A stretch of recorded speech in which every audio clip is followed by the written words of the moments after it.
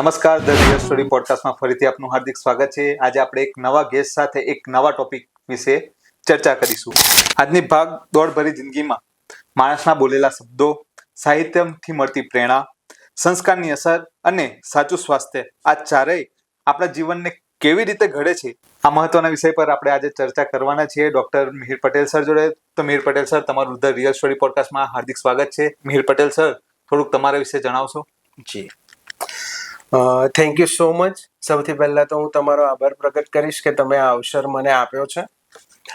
મારું નામ તમે જાણી ચૂક્યા છો અને દર્શક મિત્રોને પણ હું જણાવીશ કે મારું નામ છે ડૉક્ટર મિહિર પટેલ. હું હાલ આસિસ્ટન્ટ પ્રોફેસર તરીકે સિદ્ધપુર ખાતે એક યુનિવર્સિટીમાં ફરજ બજાવું છું અને સાહિત્ય સાથે પ્રેમ છે, શબ્દ સાથે પ્રેમ છે અને કદાચ એના કારણે જ આજે આપણે આ સંવાદ કરવાના છીએ. બેઝિક આપણે જે જગ્યાએ મળ્યા છીએ, ગોધરા, કદાચ મારી એજ્યુકેશનની શરૂઆત અહીંયાથી થઈ છે. પ્રાઇમરી એજ્યુકેશન મારું અહીંયાથી થયું છે અને એના પછી 9 વર્ષ યુજી અને પીજી ગ્રેજ્યુએશન અને પોસ્ટ ગ્રેજ્યુએશનનો અભ્યાસ વડોદરા પારુલ યુનિવર્સિટી ખાતે કર્યો છે અને છેલ્લા 6 મહિનાથી હું આસિસ્ટન્ટ પ્રોફેસર તરીકે કાર્યરત છું. ગુજરાતી ભાષા સાથે પ્રેમ છે અને એના કારણે જ કદાચ શબ્દ વધારે ગમે છે અને એ જ સંધાને આજે આ વિષય ઉપર આપણે ચર્ચા કરવા જઈ રહ્યા છીએ. બરાબર છે. તો તમે શબ્દની વાત કરી તો આપણે શબ્દથી શરૂઆત કરીએ. તો સૌથી પહેલો પ્રશ્ન મારો તમને એ રહેશે કે આપણે જે શબ્દો બોલતા હોય છે રોજબરોજ, અસર આપણા શરીર પર કેવી રીતે પડે? જે રીતે શબ્દ ઉપર પહેલો પ્રશ્ન પૂછવામાં આવ્યો છે, તો હું શરૂઆત એ રીતે કરું છું કે શાસ્ત્ર એવું કહે છે કે શબ્દ અને અન્ન બંને બ્રહ્મ છે. એને ઈશ્વરની ઉપમા આપી છે અને કવિ દાદની કવિતા મને એક યાદ આવે છે, એના પરથી હું આગળના વિષયને અનુરૂપ હું વાત કરીશ. કવિ દાદ એમ કહે છે કે શબ્દ એક વાવો અને સહિતા નીકળે, તમે કૂવો ખોદો અને સરિતા નીકળે. સાવ અલગ જ તાસીર છે આ દેશની, તમે મહાભારત વાવો અને ગીતા નીકળે. આજે પણ કોઈ બની જાય જનક અને હાકે આ ધરતી માથે હળ, તો સીતા નીકળે. તબકે છે લક્ષ્મણની રેખા, રાવણ જેવા પણ અહીંથી બીતા બીતા નીકળે. એટલે શબ્દ એક વાવો અને સહિતા નીકળે. શબ્દ એવું કહેવાય છે કે જીભ ઉપર ઘા પડે તો એ જલ્દી રૂંઝાય છે. આપણે બધાએ સાંભળ્યું છે, પણ જીભના ઘા જલ્દી રૂંઝાતા નથી. એ માનસિકતા ઉપર પણ અસર કરે છે, વ્યવહાર ઉપર પણ અસર કરે છે અને વ્યક્તિગત અથવા સામૂહિક રીતે પણ અસર કરે છે. શબ્દ કેવો પ્રભાવશાળી છે એ બહુ મહત્વનું છે. જ્યારે કુરુક્ષેત્રના મેદાનમાં ભગવાન શ્રી કૃષ્ણ અર્જુન સાથે સંવાદ કરે છે અને ભીષ્મ પર્વમાં આપણે જે શ્રીમદ ભગવદ ગીતા કહીએ છીએ એ આલેખાઈ છે અને એ ચર્ચા, એ શબ્દનો પ્રભાવ એક વ્યક્તિને એટલો મોટિવેટ કરે છે કે જે ધર્મની સ્થાપના કરવા માટે યુદ્ધ કરે છે. શબ્દ ડેફિનેટલી આપણી માનસિકતા ઉપર અસર કરે જ છે, એવું નથી કે નથી કરતો, પણ એક શબ્દ કોના મુખમાંથી ઉચ્ચારાયો છે એ બહુ મહત્વનું છે. કોણ વ્યક્તિ વાત કરી રહ્યું છે એ મહત્વનું છે. શબ્દને ક્યારે પણ નિગ્લિજન્સ ના લેવું જોઈએ અને શબ્દ જ્યારે જીભ ઉપર હોય છે ત્યારે તમે એના માલિક છો, પણ જ્યારે શબ્દ જીભ ઉપરથી ઉતરે છે, તમે એને મૂકો છો, ત્યારે તમે એના ગુલામ બની જાઓ છો. અને શબ્દની વેલ્યુ એ જગ્યાએ થાય છે કે જ્યાં શ્રોતા હોય છે, જ્યાં સાંભળવા વાળા હોય છે. નહીં તો વ્યર્થ બોલાયેલા શબ્દોની કોઈ જ વેલ્યુ નથી થતી. આપણને નાનપણમાં એવું કહેવામાં આવે છે કે વધારે પડતું બોલીશ નહીં તો આયુષ્ય ઓછું થશે. અત્યારના સમયે અને અત્યારની પરિસ્થિતિને ધ્યાનમાં રાખીને કદાચ આ પ્રશ્નનો જવાબ મારે એક સેન્ટેન્સમાં આપવાનો થાય તો હું એમ કહું કે મૌન સૌથી સારામાં સારો શબ્દ છે. બરાબર. બોલવા માટે પણ અને અનુસરવા માટે પણ. બરાબર. તો શબ્દની અસર આપણી માનસિકતા ઉપર થતી જ હોય છે, એવું કે નથી થતી.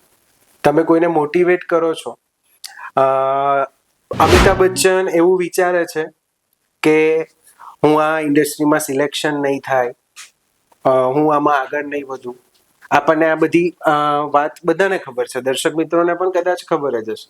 અને હરિવંશ રાય બચ્ચન એમની પથારી પાસે એક પોયમ મૂકીને જાય છે.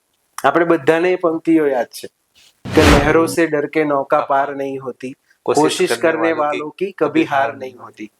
અને યંગ જનરેશન, મારા માટે પણ અત્યારે શબ્દ કદાચ હું બોલી રહ્યો છું તો મિહિર બોલે છે એવું નથી, મિહિર સાંભળે પણ છે.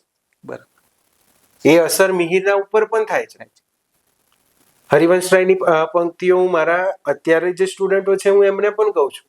એનો લાસ્ટ જે બંધ છે એ આપણને બધાને બહુ મોટું મોટિવેશન આપે છે. સાચી વાત છે. असफलता एक चुनौती है, उसे तुम स्वीकार करो, क्या कमी रह गई देखो और सुधार करो, जब तक सफल ना हो तुम नींद चैन को त्यागो तुम, संघर्ष का मैदान छोड़कर यूं ही मत भागो तुम, क्योंकि कुछ किए बिना ही किसी की जय जयकार नहीं होती, कोशिश करने वालों की कभी हार नहीं होती. બરાબર છે મિહિરભાઈ. બીજું આપણે કે શબ્દોની વાત થઈ, પણ એમાં બે પ્રકારના શબ્દો આવે, સકારાત્મક શબ્દો અને નકારાત્મક શબ્દો.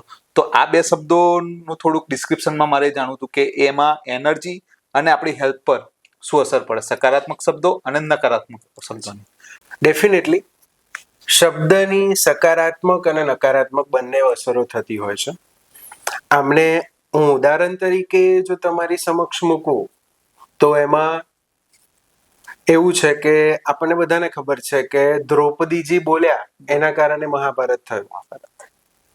પણ આપણે શું બોલીએ છીએ, કઈ જગ્યાએ બોલીએ છીએ મહત્વનું છે. તમે કયા વ્યક્તિ વિશે વાત કરો છો અથવા તો કઈ વ્યક્તિ સાથે વાત કરો છો એ પણ મહત્વનું છે. આપણે કદાચ આપણી એજ ગ્રુપના વ્યક્તિ સાથે વાત કરતા હોઈએ તો આપણે એને લિબરલ રીતે વાત કરી શકીએ છીએ.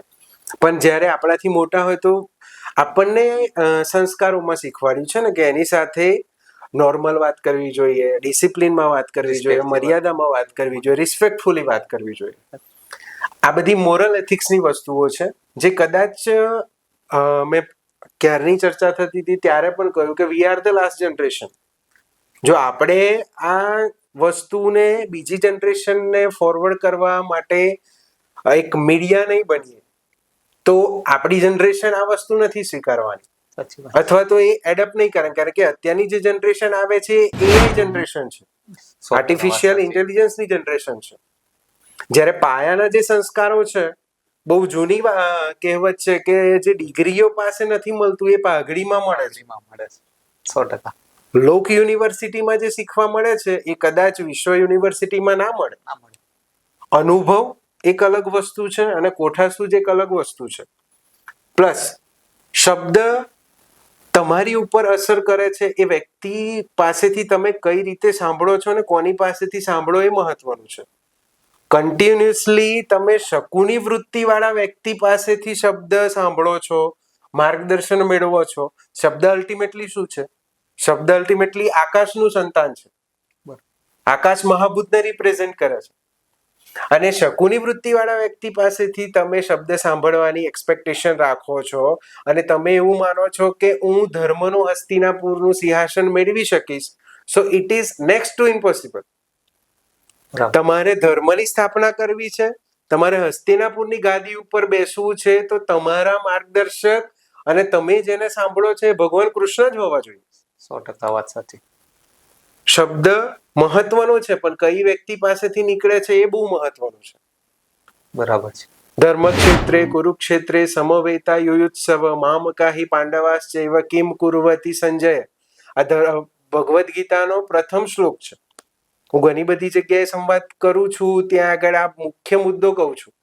ધૃતરાષ્ટ્રના મુખે કદાચ જો ભગવદ્ ગીતામાં કોઈ શ્લોક મુકાયો હોય તો અર્જુન વિષાદ યોગનો પ્રથમ શ્લોક. બરાબર. અને ત્યાં આગળ શબ્દની તમને વાત કરું તો ત્યાં આગળ ધર્મક્ષેત્રે કુરુક્ષેત્રે સમવેતા યુયુત્સવ ત્યાં સુધી કોઈ વાંધો નથી. વાંધો ક્યાં આવે છે? મામકાહી પાંડવાશ્ચૈવ. મારા અને પાંડુના પુત્રો શું કરી રહ્યા છે સંજય? આવો પ્રશ્ન છે.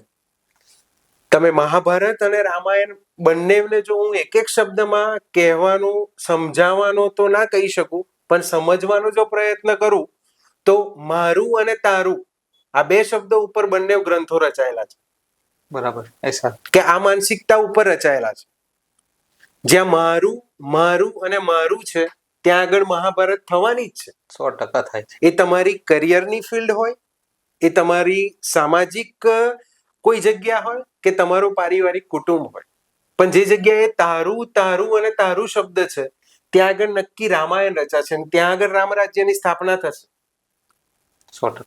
જેની ઇન્દ્ર આશા કરે છે એવી અવધપુરી અયોધ્યાની એક્સપેક્ટેશન તમે રાખી રહ્યા છો, તો તમારે ત્યાં તારું તારું અને તારું કરવાની જરૂર છે.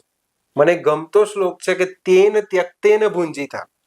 જે ત્યાગ કરીને ભોગવે છે એ વ્યક્તિ જીવનમાં ખુશ વધારે હોય છે. જ્યાં આગળ તમે મહાભારત વિચારો તો દુર્યોધન અત્યારે મારે કે તમારે કોઈ વ્યક્તિગત કોઈ વ્યક્તિ સાથે કોઈ પણ પ્રકારનો મતભેદ કે પ્રશ્ન ઊભા થાય અને આપણને સામાજિક પ્રતિષ્ઠા અથવા તો આધ્યાત્મિક રીતે આગળ વધેલો કે કોઈ પણ મોટો માણસ આવી અને આપણને એવું કે ભાઈ તમે આ તમારો જે વિવાદ છે એને શાંત કરો, એને કોઈ પણ રીતે પૂરો કરો, તો આપણે એ વડીલની મર્યાદા ખાતર એ વ્યક્તિ સાથે સમાધાન કરતા હોઈએ છીએ જનરલી. હસ્તિનાપુરની નગરીમાં દાદા ભીષ્મ બેઠા છે, ધૃતરાષ્ટ્ર ગાદી ઉપર છે અને હસ્તિનાપુરના રાજકુંવરને ભગવાન કૃષ્ણ સંધિ કરવા માટે જાય છે. મહાભારતના યુદ્ધ પૂર્વે ભગવાને શાંતિ માટે પ્રયાસ નથી કર્યા એવું નથી. અત્યારે આપણને કોઈ મોટા વ્યક્તિ આવીને કે તો આપણે એના માન માટે સમાધાન કરતા હોય. દુર્યોધન કૃષ્ણને એવું કે છે કે હું 100ની અની જેટલી પણ જગ્યા ના આપું, 5 ગામ તો નહીં. જે જગત પિતા છે જો એની વાતનું માન ના રાખતા હોય, અહીંયા શબ્દ આવે છે. શબ્દ અમુક સમયે માન જાળવવા માટે પણ આપણે માની લેતા હોઈએ છીએ. તો શબ્દ ડેફિનેટલી સકારાત્મક અને નકારાત્મક ઇફેક્ટ કરે જ છે. તો મિહિરભાઈ, મારે થોડું બીજું એ જાણવું હતું કે આયુર્વેદિકમાં શારીરિક રોગો અને માનસિક રોગો વિશે થોડું. આયુર્વેદ જે શાસ્ત્ર છે, જે રીતે અમે અભ્યાસ કર્યો છે કે અમને જે અમારા રિસ્પેક્ટેડ ટીચરે શીખવાડ્યું છે, તો દોષ, ધાતુ અને મલ આ આયુર્વેદ પ્રમાણે શરીરનું બંધારણ છે. બરાબર. દોષ 3 છે. શારીરિક દોષની જો હું વાત કરું તો એ 3 છે: વાત, પિત્ત અને કફ. ધાતુ 7 છે: રસ, રક્ત, માંસ, મેદ, અસ્થિ, મજ્જા અને શુક્ર. અને જ્યારે મલની વાત કરીએ છીએ ત્યારે પુરુષ, શ્વેત અને મૂત્ર, આ 3 મલ છે. બરાબર. હવે આચાર્ય ગ્રંથકાર જે સ્વાસ્થ્યની ડેફિનેશન આપે છે આયુર્વેદ પ્રમાણે, હું આમાં થોડી સંસ્કૃત શ્લોક તમને કહું આયુર્વેદના ઓથેન્ટિક રેફરન્સ સાથે. તો આચાર્ય એમાં એવું કહે છે કે સમદોષ સમ અગ્નિશ્ચ સમધાતુ મલક્રિયા. તમારું શરીર સ્વસ્થ છે તો એના માટે આ ડેફિનેશન છે કે સમદોષ, સમ અગ્નિ, સમધાતુ મલક્રિયા. નેક્સ્ટ લાઈનમાં મેન્ટલ સ્ટેટસ આપે છે: પ્રસન્ન આત્મેન્દ્રિય મનઃ સ્વસ્થ ઇત્યભિધીયતે. જ્યારે શરીરના 3 દોષ પોતાના નોર્મલ સ્ટેજમાં હોય છે, સમ હોય છે. જ્યારે અગ્નિ, હવે અગ્નિ જે છે તો આપણે બધા ફૂડ લઈએ છીએ, એ ફૂડને કદાચ આનું એક્ઝેક્ટ ટ્રાન્સલેશન તો નથી પણ આપણે એને સમજવા માટે હું કહું તો એને ડાયજેસ્ટિવ ફાયર કહીએ છીએ. તો એ 13 પ્રકારની છે. બરાબર. એક જઠરાગ્નિ છે. જઠરાગ્નિ આપણને બધાને મેડિકલ સાયન્સ ખબર છે કે શરીરની અંદર HCl પેદા થાય છે સ્ટમકની અંદર. સ્ટમકની અંદર 3-3.5 કલાક આપણે જે ફૂડ લઈએ છીએ એ વલોણાની જેમ વલોવાય છે, જે રીતે માખણ બને છે એ રીતે. 100%. ત્યાં આગળ એને જઠરાગ્નિ છે, એ આપણી કાયાગ્નિ છે. જે રીતે મેં તમને 7 ધાતુ કહી, તો ત્યાં આગળ ધાત્વાગ્નિ છે 7. અને ભૂતાગ્નિ કે જ્યાં મહાભૂતની અગ્નિ છે, માઇન્યુટ ચેનલ સુધી, એ 5 ભૂતાગ્નિ છે. તો 7 ને 5 12 અને કાયાગ્નિ 13. જ્યારે આ 13 અગ્નિ પ્રદીપ્ત થયેલી હોય છે ત્યારે દોષ ઇક્વિલિબ્રિયમ સ્ટેજમાં રહે છે, ધાતુઓનું પોષણ નોર્મલી થાય છે અને મલક્રિયા પણ નોર્મલી થાય છે. ત્યારે તમારી ફિઝિકલ હેલ્થ નોર્મલ થાય છે. અને જ્યારે ફિઝિકલી આપણે ફિટ થઈએ છીએ ત્યારે આપણું પ્રસન્ન આત્મેન્દ્રિય મનઃ સ્વસ્થ ઇત્યભિધીયતે. આત્મા, મન, ઇન્દ્રિય પ્રસન્ન રહે છે. ચિત્તથી પ્રસન્ન રહેવું, ફિઝિકલી ફિટ હોવું અને મેન્ટલી ફિટ હોવું આ નેસેસરી છે. WHO ની ડેફિનેશનના ડાયમેન્શન કદાચ હું તમને કહું તો ત્યાં આગળ ફિઝિકલ હેલ્થ, મેન્ટલ હેલ્થ અને પછી બીજા 2 નેસેસરી પોઈન્ટ છે, નેસેસરી પિલર છે કે સોશિયલ અને સ્પિરિચ્યુઅલ હેલ્થ. આપણે એને અવોઇડ કરીએ છીએ. ફિઝિકલી ને મેન્ટલી કદાચ તમે અત્યારે સ્ટેબલ નથી તો કદાચ એની પાછળ સોશિયલી પણ તમને તમારી સોશિયલ લાઈફમાં કોઈ ટોર્ચર કરતું હોય, તમને આડકતરી રીતે કોઈ પરેશાન કરતું હોય તો ડેફિનેટલી ફિઝિકલી કે મેન્ટલી એની ઉપર ઇફેક્ટ આવવાની જ છે. બરાબર. અને જો તમે સ્પિરિચ્યુઅલી તૈયાર નહીં હોય તો અત્યારના સમયમાં જે મેન્ટલ સ્ટ્રેસનું મેનેજમેન્ટ છે એ તમે નહીં કરી શકો. સાચી વાત છે. તો મુદ્દો આ છે. અને આયુર્વેદ 3 પિલર ઉપર વધારે ફોકસ આપે છે: આહાર, નિદ્રા અને બ્રહ્મચર્ય. આહાર, ફૂડ જે પ્રકારે તમે લો છો એ પ્રકારે જ અગ્નિ પ્રદીપ પણ થાય છે, દોષમાં વૈષમ્ય પણ આવે છે, દોષમાં દુષ્ટિ પણ આવે છે, દોષનો વૃદ્ધિ પણ થાય છે, દોષનો ક્ષય પણ થાય છે. તો આ વિષયને અનુસંધાને હું કહું તો જ્યારે વાત, પિત્ત અને કફની હું વાત કરું છું ત્યારે માનસિક દોષ આપણે જેને કહીએ, રજ અને તમ. સત્વને હું દોષ એટલા માટે ના કહી શકું કે સત્વ એ ગુણ છે, સત્વ એક અવસ્થા છે. મનને પણ સત્વનું ઉપમા આપવામાં આવી છે. જ્યારે શારીરિક દોષોમાં વૃદ્ધિ અથવા ક્ષય થાય છે ત્યારે માનસિક દોષોમાં પણ પરિવર્તન આવે છે, તામસિક કે રાજસિક. અને આ ટોટલી આહાર ઉપર ડિપેન્ડન્સી છે. આના વિષય ઉપર જો આપણે ચર્ચા કરીએ તો આપણો આખો પોડકાસ્ટ આની ઉપર પૂરો થાય છે. બરાબર છે. કઈ નહીં, આપણે હમણાં આ પોડકાસ્ટમાં આ વાત આપણે આટલે સુધી રાખીએ. જી મીરભાઈ, મારે એ જાણવું હતું કે આજે યુગ ડિજિટલ તરફ આગળ વધી ગયું છે, તો આજે અમુક સોશિયલ મીડિયામાં એવા બધા કન્ટેન્ટ જોવા દેખાઈ રહ્યા છે કે જેના લીધે બાળકો પર બહુ ખરાબ અસર કે બહુ સારી અસર બી જોવા મળે છે. તો એના વિશે થોડુંક જાણવું હતું. ડિજિટલ શબ્દ તમે વાપર્યો. ઘણા બધા પ્લેટફોર્મ આપણે પણ યુઝ કરીએ છીએ, આપણે પણ એના પેલા સબસ્ક્રિપ્શન લીધેલા છે, આપણે પણ એ વસ્તુ જોઈએ છીએ. એક કે માનસ ઉપર, અહીંયા હું માન સ શબ્દ વાપરું છું, અન નથી વાપરું. બરાબર. મનને જે જ્ઞાન થાય છે અથવા મનને જે બોધ થાય છે એ આપણે જે જોઈએ છીએ એનો થાય છે. કોઈ કંપની કે કોઈ વ્યક્તિ કે કોઈની માનસિકતા એવી નથી હોતી કે એ કોઈ પ્રોડક્ટ મૂકે તો એ ખરાબ ઇન્ટેન્શનથી મૂકતા હોય.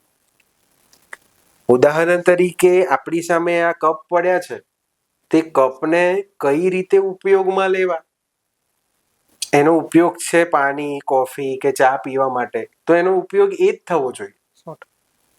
જે પ્લેટફોર્મ છે એ પ્લેટફોર્મ, હું એના માટે એક શબ્દ વાપરીશ કે એનો વિવેકપૂર્ણ ઉપયોગ થવો જોઈએ.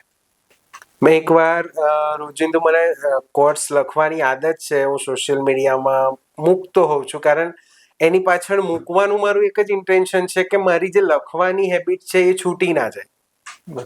બ્રેન એક હેબિચ્યુઅલ રીતે એની પાછળ પડ્યું રહે. આપણને કોઈને બોધ આપવા માટે હું નથી લખતો કે આપણને કોઈ ફોલોવર્સ વધી જાય કે આ તેના માટે આપણો ઇન્ટેન્શન નથી, કે કોઈને સંભળાવવા માટેનું ઇન્ટેન્શન નથી.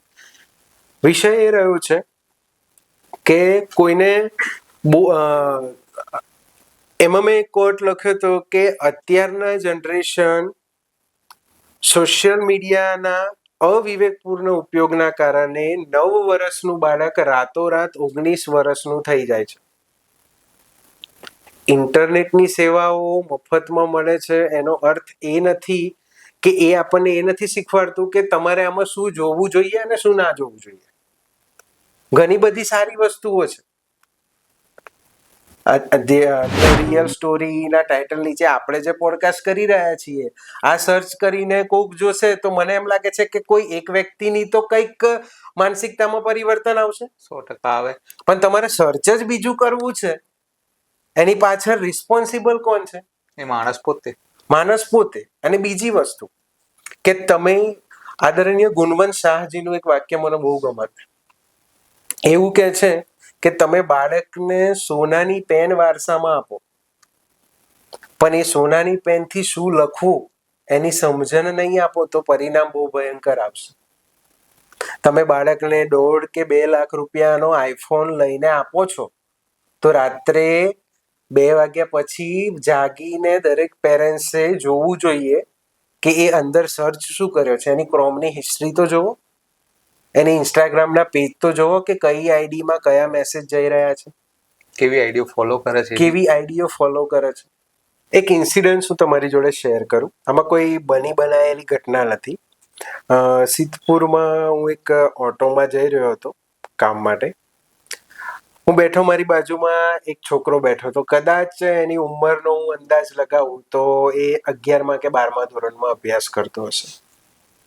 આપણને એ વ્યક્તિની જ્ઞાતિ નથી ખબર, એનું નામ નથી ખબર, કંઈ નહીં. હવે કદાચ આ ફોરેન એટિકેટ્સમાં વાત કરું ને તો કદાચ આપણને ફોરેન એટિકેટ્સ એવું શીખવાડે છે કે કોઈના મોબાઈલમાં ઝાંકવું ના જોઈએ. પણ એ વ્યક્તિ મારી બાજુમાં હતો એટલે મારી નજર એની સ્ક્રીન ઉપર પડી. આ કોઈ બની બનાવેલી ઘટના નથી, પણ હું તમને કહું, એ વ્યક્તિ, તમે માનશો, શું સ્ક્રોલ કર્યો અથવા તો શું સર્ચ કરી રહ્યો હતો? જણાવશો? કોઈનું ગળું કઈ રીતે કાપવું. અરે બાપા, બહુ ગંભીર સવાલ. આઈ એમ શોક. મને શોકિંગ લાગ્યું કે આ માણસ આ સર્ચ શું કામ કરી રહ્યો છે. કદાચ એની ઉંમરના પ્રમાણે, હું તો કહું 11-12 ધોરણમાં અભ્યાસ ના કરતો હોય, કે કદાચ આગળ પાછળની ઉંમર હોય, પણ એને જોઈને નતું લાગતું કે આ મેચ્યોર છે. દાઢી મૂછ પણ નથી ફૂટી. શું જોવું, શું કામ જોવું, અને એની માનસિકતાની ઉપર શું અસર થઈ રહી છે. અત્યારે 10મું ધોરણ, 11મું ધોરણ કે 12મું ધોરણ, એમાં છૂટછાટ સાથે મોબાઈલ આપવામાં આવે છે. આપણે મોબાઈલના વિરોધી નથી. એડવાન્સ ટેકનોલોજી, દરેકે ટેકનોલોજી શીખવાની વાતમાં સોશિયલ મીડિયા કઈ રીતે યુઝ કરવું, અને સોશિયલ મીડિયા ઉપર કોઈ ટેકનોલોજી નથી શીખવાડતી. આખી દુનિયામાં કદાચ ઝુકરબર્ગના મમ્મી જેવા હશે કે જે કહેતા હશે કે તું ફેસબુકમાં ધ્યાન આપ. બાકી કોઈની મમ્મી નહીં કહેતી હોય.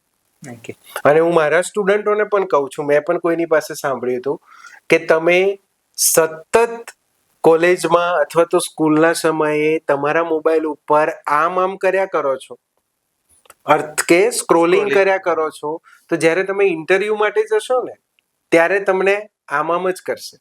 બરાબર. અને જો તમે સ્કૂલમાં અથવા કોલેજના સમયે તમે આમ ચાલુ રાખ્યું છે તો પેલા લોકો પણ તમને આમ જ કરશે. ક્રૂરતાની ઘટનાઓ આપણે જોઈ જ છે. નાની એજમાં હોવા છતાં કોઈ વ્યક્તિના મૃત્યુનું કારણ બને છે. આપણે મીડિયામાં જોઈએ છીએ, અમદાવાદની ઘટના તમે લઈ લો કે કોઈ પણ ઘટના તમે લઈ લો, તો એની પાછળની જવાબદારી કોણ સ્વીકારશે? આપણે રૂટ કોઝ સુધી કદાચ પહોંચતા નથી, એનાલિસિસ ત્યાં સુધી કરતા નથી. એની પાછળ રિસ્પોન્સિબલ ફેક્ટર તો એ જ છે. એટલે બીજી વસ્તુ, એક જ મિનિટ હું રોકીશ. મારે એ જ આના રિસ્પોન્સિબલ ફેક્ટર કીધું તો એમાં કદાચ હોઈ શકે કે જે ફ્રેન્ડ સર્કલ હોય કાં તો જે એના કલીગ્સ હોય એના જોડેથી બી વિદ્યાર્થી કે બાળક શીખતું હોય આ વસ્તુ. મને કદાચ કોઈ વક્તાનું મેં વક્તવ્ય સાંભળ્યું હતું, મને નામ તો કદાચ મને મારા સ્મરણમાં નથી, મેમરીમાં નથી, પણ એવું કે છે કે બાળક સૌથી પહેલા ગાળ ક્યાંથી શીખીને આવે છે? મિત્ર જોડે કાં તો પરિવારમાં કોઈ બોલતા હોય, જ્યાં મિત્રોનો મેળાવડો થાય છે ત્યાં આગળ. તો જો એ ગાળ શીખીને આવતો હોય તો બીજું પણ ઘણું બધું ના શીખવાનું શીખીને આવતો હશે.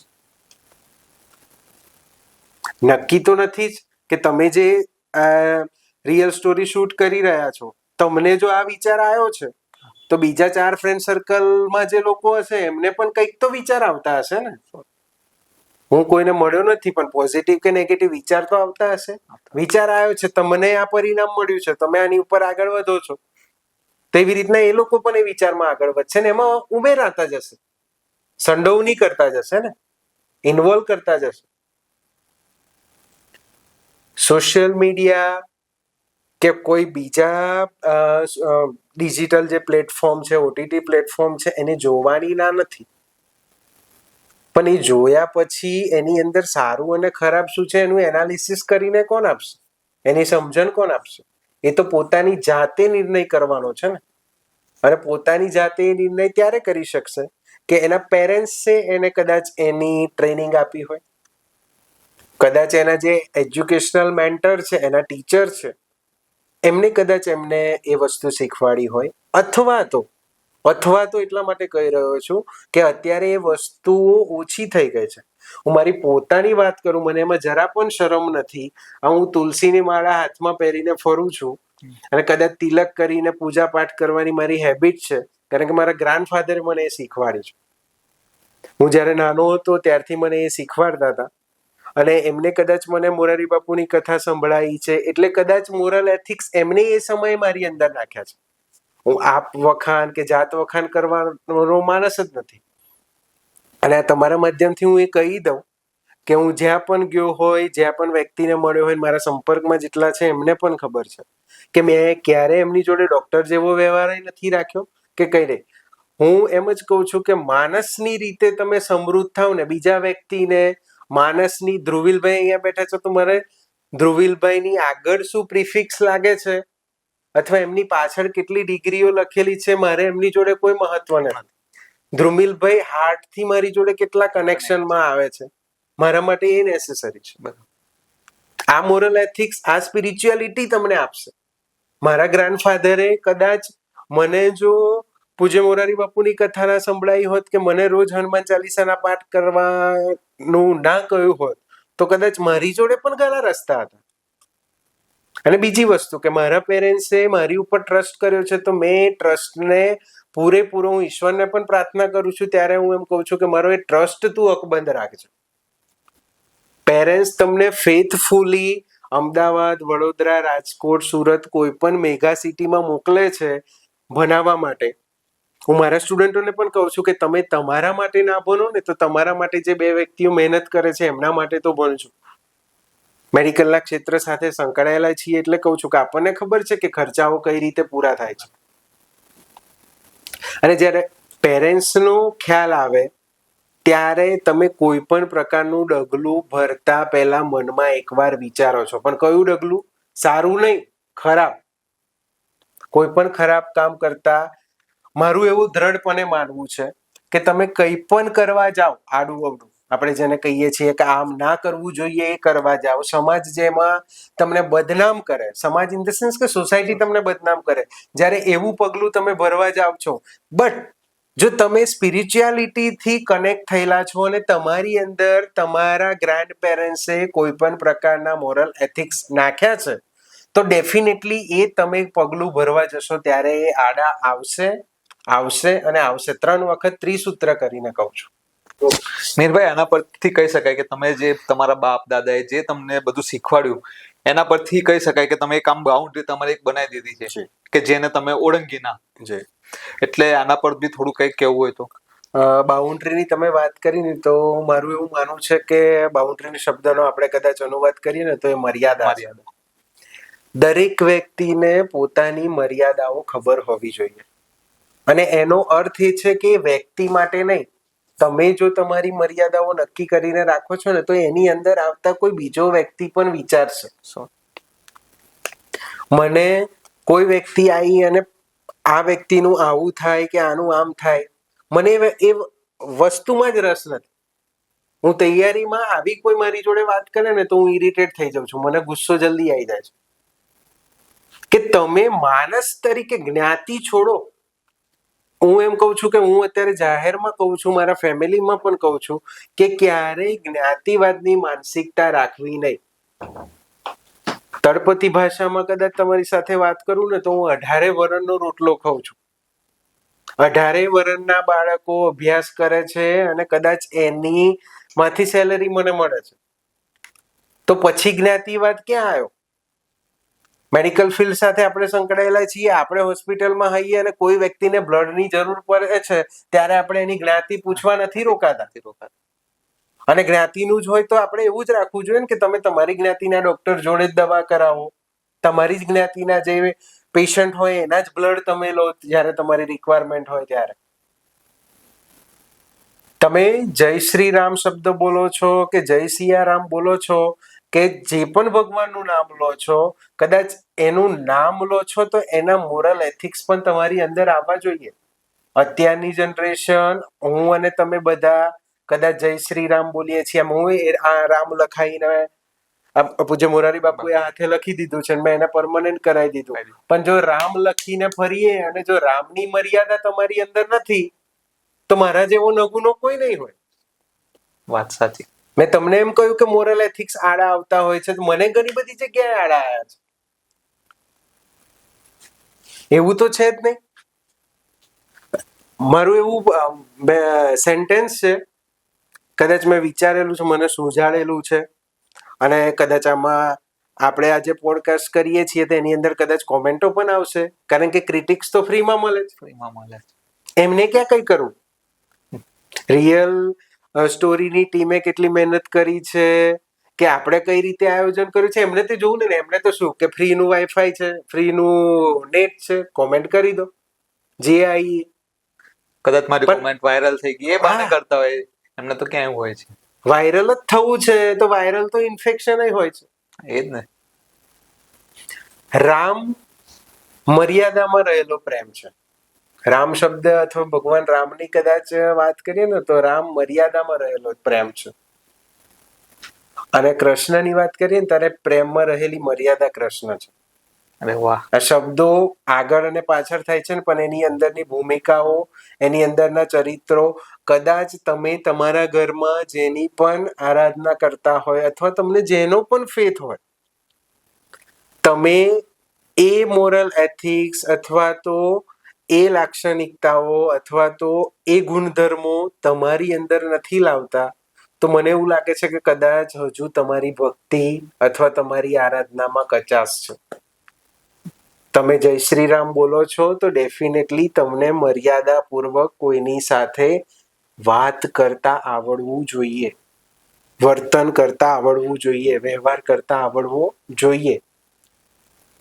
અને એનો અર્થ એ નથી કે તમારી જોડે જે ખરાબ કરે છે એની જોડે પણ તમે એક વખત, બે વખત કે 3 વખત, આપણે મર્યાદા પુરુષોત્તમ ભગવાન રામ ના થઈ શકીએ, પણ 3 વખત તો એની મર્યાદા રાખી શકીએ ને.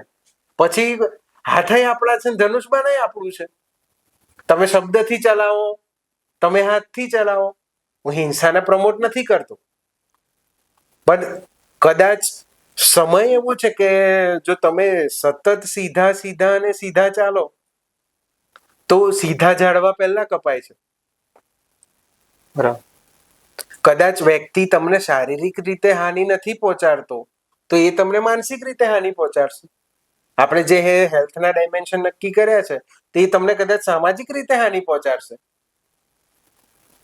હાનિ તો ગમે તે રીતે થાય ને. આપણે એવું નથી કે તલવાર લઈને જ કોઈનું મસ્તક વેધી શકીએ. તમે એની સામાજિક પ્રતિષ્ઠા બહુ સારી હોય ને તમે સામાજિક પ્રતિષ્ઠા ઉપર ઘા કરો એટલે ત્યાં પણ મસ્તક વેધાય છે. ફરક એટલો છે કે ધડથી તલવારનો ઘા મસ્તકને ધડથી જુદું કરે છે, અને સામાજિક પ્રતિષ્ઠા ઉપર થયેલો ઘા મસ્તકને નીચું પાડી દે છે. પડવાનું તો મસ્તકને જ છે. અને અત્યારે આ જ વસ્તુ ચાલી રહી છે. ઉદાહરણ તરીકે લો કે તમારી ટીમને આગળ જતા આગળના સમયમાં પોડકાસ્ટમાં અથવા તો હું તો શુભકામના આપું છું, અને એવી માનસિકતા છે, એવી વિચારધારા છે કે સાહિત્યકારો એવું કહે છે કે 24 કલાકમાં એક વખત શબ્દની ઉપાસના કરવા વાળા વ્યક્તિના જીભ ઉપર માં સરસ્વતી આવીને બિરાજમાન થતા હોય છે. તો હું એવી આશા રાખું છું કે આ પ્રોગ્રામ ભવિષ્યમાં કરવાનું થાય તો ટીવી ઉપર થાય. અરે વાહ. અને હું ઈચ્છું કે અત્યારે જીભ ઉપર સરસ્વતી આવીને બેઠા હોય.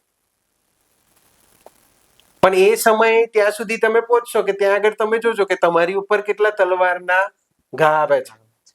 ફિઝિકલ કે હિંસાની બાબતે નહીં, પણ તમારી પ્રતિષ્ઠા ઉપર ઘા આવે છે એને તલવારના ઘા કરતા પણ વધારે જોખમી ગણવા. કારણ કે આપણે વયમ અમૃતસ્ય સંતાન, આપણે અમૃતના સંતાન છીએ, ઈશ્વરના સંતાન છીએ. આપણે બધા એક જ બાપની સંતાનો છીએ. પણ એમને આપણને શું શીખવાડ્યું હતું? આમ પકડવાનું. ધ્રુવીલભાઈ જોડે આમ હાથ પકડવાનો છે. પછી કાલ ઉઠી અને ધ્રુવીલભાઈને આમ પકડી અને ખેંચવાની વૃત્તિ આવે તો હું તો એમ કહીશ કે કદાચ આ મારું બોલેલું વ્યસ્ત ગણું, એનું એ વેડફાયેલું ગણું. કદાચ મને શીખવાડવામાં એવું આવ્યું છે એને વેડફી નાખું, અથવા તો હું એવું ગણું કે મારી ડિગ્રી અથવા મારું ભણતર કે મારી વિચારધારા જ સદંતર ખોટી છે. માનસ તરીકે હું એટલે માનસને વધારે પ્રાધાન્ય આપું છું. આગળ અને પાછળ લાગતા પ્રિફિક્સોથી ક્યારેય હું પ્રભાવિત થયો નથી, અને હું ઈશ્વરને પ્રાર્થના કરું છું કે મને ક્યારે કરતોય નહીં. વ્યક્તિની અંદરના મોરલ એથિક્સ કદાચ ખેંચાયેલા હશે ને. ધ્રુવીલભાઈ સારા છે તો એ ધ્રુવીલભાઈ આગળ જતા સારા જ રહેશે. ધ્રુવીલભાઈની અંદર જેમ કદાચ ખરાબ આદતોને હું ને તમે નથી બદલી શકતા, તો સારી આદતોને બસ ડેફિનેટલી ના બદલી શકાય. બદલાતી આ મારી વિચારધારા છે. વાત સાચી છે. ખરાબ તમને આદત કોઈ વસ્તુનું એડિક્શન હોય ને કદાચ તમારાથી એ નથી છૂટતું, તો પછી આ વસ્તુ ના છૂટે. ના છોડે. વાત સાચી. નિકોટીન આમ હોય અને આ તુલસી છે, બંને ઝાડવા જ છે. હું આયુર્વેદિક ફાર્માકોલોજીની સંદર્ભે તમને વાત કરું, તુલસી ઝાડવું છે બરાબર. અને નિકોટીન જેમાંથી બને છે એ પ્લાન્ટ છે. વસ્તુ આ છે. વીરભાઈ, તમને આટલી બધી જાણકારી છે વેદો પુરાણો વિશે, તો તમને એવું નથી થતું કે હું આવું કંઈક લખું જેથી આવનારી ભવિષ્ય તમારા વિચારો જાણી શકે? જે ધ્રુમિલભાઈ, એ વિશે હું તમને જણાવું તો મેં કદાચ કોટ્સ લખવાની શરૂઆત કરી. આના પહેલા હું થોડી પૂર્વ ભૂમિકા એ બાંધી દઉં કે જનરલી હું વડોદરામાં રહ્યો છું અને વડોદરાથી અમારી જે યુનિવર્સિટી છે ત્યાં આગળ જવાનો કદાચ 15-17 કિલોમીટરનો રસ્તો હશે. જનરલી મેં જે આ લખવાનો કે વિચાર આવવાની શરૂઆત કરી તો એ લખ્યું છે મેં એ જે અવર જવરમાં રિક્ષામાં અવર જવર કરતા અને ત્યાં આગળ ડ્યુરિંગ ટ્રાવેલિંગ આ જર્ની મારી શરૂ થઈ. અને કદાચ આ જે જર્ની છે એની પાછળ રિસ્પોન્સિબલ માનસ કહું કે મારો મિત્ર કહું તો મારા 2 મિત્રો છે, ડૉક્ટર પિયુષ અને ડૉક્ટર હરદીપ. એમાં ડૉક્ટર હરદીપનો આની પાછળનો વધારે મોટિવેટ કરવાનો અથવા તો એફર્ટ નાખવા માટે હું કારણભૂત ફેક્ટર કહી શકું. અમે બંને સાથે બેસતા હતા અને એ કદાચ એકવાર મારી જોડે મારી જે ડાયરી હતી એ જોતો હતો અને એને જોયું તો મને કે આ તું લખું છું ને એને આ રીતે ટાઈપ કર, એને આ રીતે ફોટોમાં લગાય અને એને આ રીતે સોશિયલ મીડિયામાં મૂક, એનાથી તને શું થશે? મેં એને કહ્યું કે મેં કહ્યું યાર રહેવા દે ને, આ બધું કંઈક આપણી કોઈક ભૂલ કાઢે આમ તેમ. કારણ કે હું કોન્શિયસ હતો. જો વ્યક્તિ અથવા મિત્ર સારો હોય ને આપણે એની સલાહને અનુસરીએ તો કદાચ આજે હું તમારી જોડે આ વિષય ઉપર ચર્ચા કરી રહ્યો છું. આપણે કોઈ એવી હું ક્યારેય ગણતો નથી કે આપણે એક લેવલ લઈ લીધું છે. હજુ હું મારી જાતને નવો નિશાળીઓ જ ગણું છું અને મારે એ જ રહેવું છે. આપણે કોઈ ટાઇટલ નથી લેવા, કોઈ લેબલ નથી લેવા, કોઈ ગાદી નથી લેવી, કોઈ મંચ નથી લેવા, કોઈ સ્ટેજ નથી લેવા. શબ્દ હું ક્યાંક પહોંચાડું છું, મારા માટે એ મહત્વનું છે. અને બીજી વસ્તુ કે શબ્દ, મંચ, સ્ટેજ આની પાછળ દોડવાની જરૂર નથી. તમે કેપેબલ હશો તો એ તમને ખેંચીને બોલાવશે. તો છે જ. હું કદાચ મરીઝ સાહેબને પણ વાંચું છું. હું મારા પ્રિય કવિ અને કદાચ ગુરુવર ગણું તો કવિ અંકિત ત્રિવેદી સરને વાંચું છું, એમને સાંભળું છું અને શીખું છું. હું શીખું છું એમની જોડેથી લાઈફને કઈ રીતે જીવવી. શબ્દ સાહિત્ય કે એને કદાચ આર્થિક ઉપાર્જનનો વિષય બનાવો એ મારો વિષય જ નથી. હું કદાચ શિષ્ટ સાહિત્યમાં જે કવિઓ છે શિષ્ટ સાહિત્યના કવિ છે. કદાચ હું આદરણીય માયાભાઈ આહિર જે ગુરુતુલ્ય એમને ગણું છું અને મારા માટે ઇન્સ્પિરેશન છે. એમને એ સાંભળું છું, લોક સાહિત્યકાર અને લોક સાહિત્યને સાંભળું છું. લોક સાહિત્ય આપણને લોક જીવન કઈ રીતે જીવવું એ શીખવાડે છે. હું હરદીપની વાત કરતો હતો તો એને મને કહ્યું કે આ રીતના કર, આ રીતના મૂક, આ રીતે આગળ વધ. અને એને કદાચ જો મને મોટિવેટ ના કર્યો હોત તો મેં ફરી દોહરાવું છું કે આપણે આ ચર્ચાઓ કદાચ હું આજે આ કરતો ના થયો હોત. કારણ કે ત્યાં આગળ આપણને ખબર પડે છે કે જોડણીમાં ક્યાં ભૂલ આવે છે. મારા મમ્મી છે, મારા મમ્મી વાંચે તો મને તૈયારીમાં ફોન કરે કે ત્યાં જે આ શબ્દ વાપર્યો છે તો ત્યાં આગળ ભૂલ છે. મારા ફોઈ છે, પોતે ટીચર છે, પ્રાઇમરી ટીચર છે, એમનું નામ કોમલબેન પટેલ છે. એ કદાચ વાંચે, એ મારા પણ ટીચર રહ્યા છે પ્રાઇમરી સ્કૂલથી, અને વખાણ કરવા માટે કેમ નથી કહેતો. એ પણ કદાચ ક્યાંક એરર રહી ગઈ હોય ને તો મને ફોન કરીને કહે છે. 2-3 વ્યક્તિઓ છે કે જે મને કહી શકે છે. અને એ મારા માટે કદાચ શીખવાનું એક સ્ટેજ છે કે આપણે આવી ભૂલો આ જગ્યાએ ના કરવી જોઈએ. અને રહી જાણકારી માટે લખવાની તો મેં સંબંધોની સેલ્ફી કરીને એક પુસ્તક લખ્યું. એક હ્યુમન એક્સપિરિયન્સ કરીને એક થોડોક સમયની એરર છે એના કારણે થોડુંક ડિલે થાય છે. લાસ્ટ યર જ મેં પબ્લિકેશન જોડે આપણે કોઈ ઇસ્યુ નથી અને થોડોક સમયના અંતે મારું પીજીનું ફાઇનલ યર આવ્યું અને પછી સીધું પોસ્ટિંગ આવ્યું એટલે એ હમણાં અટક્યું છે. પણ એ ઓલરેડી મેં પુસ્તક લખ્યા છે. જે કોઈ વાંચે છે મને ફોન કરે છે. આપણે એને સેલિંગ કરવા માટે કે વેચવા માટે કે પ્રતિષ્ઠા માટેનો મારો એ કોઈ રોલ જ નહોતો. અને પ્રતિષ્ઠા, પદ, આ તે વસ્તુઓ અહીંયા લખેલી હોય તો એ તમારી જોડે આવે છે. તમારી ઉપર કાદવના ઢગલા ઠાલવો ને તો પણ એ આવે. અને લોક સાહિત્યનો એક દુહો છે કે પ્રિય બોલવું સજનતા, દાતારી સુરપંથ, એતા અભ્યાસે ના મિલે બિના કૃપા ભગવંત. પ્રિય બોલવું, કોઈને ગમે એવું બોલવું, કોઈને શીખવા મળે એવું બોલવું. દાતારી, અત્યારે તમે અહીંયાથી 5,000 રૂપિયાનો ઘા કરી દો કોઈના ઉપર, કોઈની આર્થિક પરિસ્થિતિ નથી, પણ એ તમારા બ્લડમાં પડેલું હોય તો થાય. નહીં તો શું થાય, 5,000 જો અહીંયા પડ્યા હોય ને તો આપણે 2 વાર ચેક કરીએ, પડી તો નથી ગયા. હા.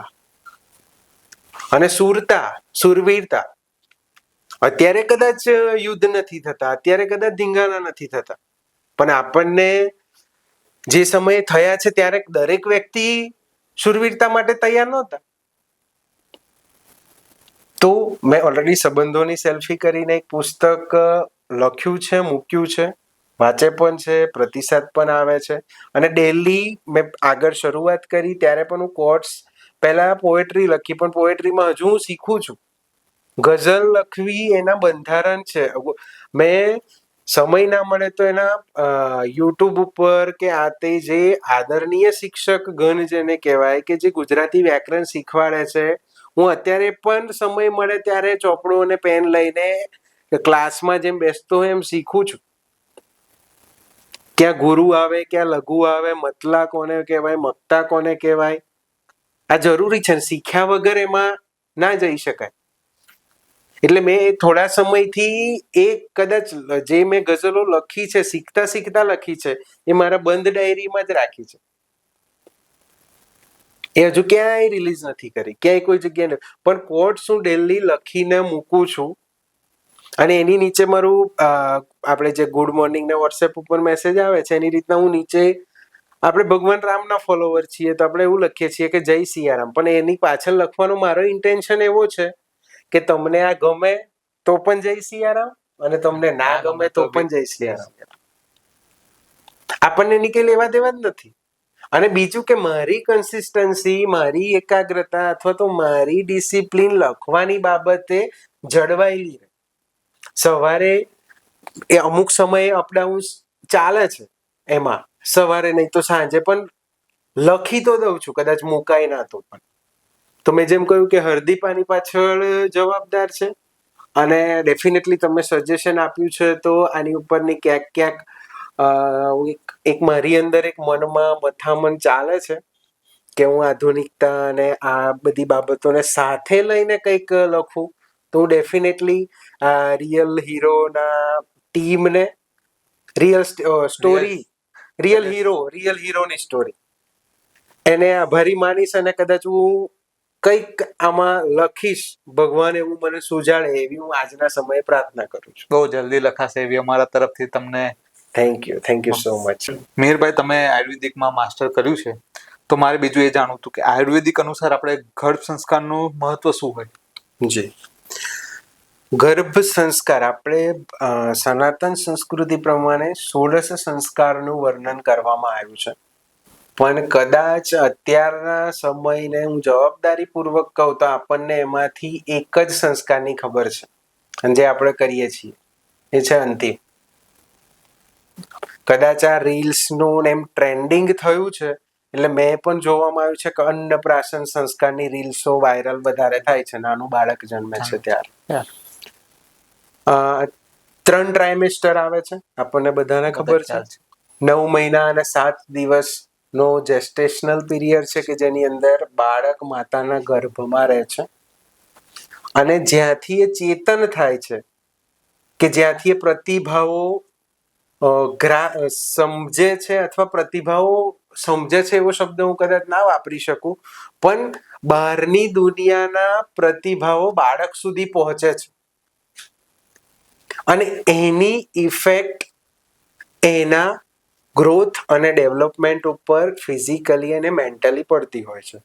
શાસ્ત્ર પ્રમાણેના ઉદાહરણ તમને આપું તો ફરી હું મહાભારતમાં તમને લઈ જાઉં છું અને ત્યાં આગળ આપણને ખબર છે કે અભિમન્યુ સુભદ્રાના ગર્ભમાં હતા ત્યારે એમને 7 કોઠા જીતવા માટેનું જ્ઞાન મળી ચૂક્યું હતું. ભગવાન શ્રી કૃષ્ણ જ્યારે સુભદ્રાજીના ગર્ભમાં અભિમન્યુ હોય છે ત્યારે 7 કોઠાને કઈ રીતે જીતવા એનું જ્ઞાન આપે છે, એની વાર્તા સુભદ્રાજી આગળ કરે છે. પણ જ્યારે 7મા કોઠાની વાર્તા શરૂ કરે છે ત્યારે સુભદ્રાજી ઊંઘી જાય છે અને અભિમન્યુ 7મા કોઠામાં પરિચિત થાય છે. આ બધાને આપણને ખબર છે.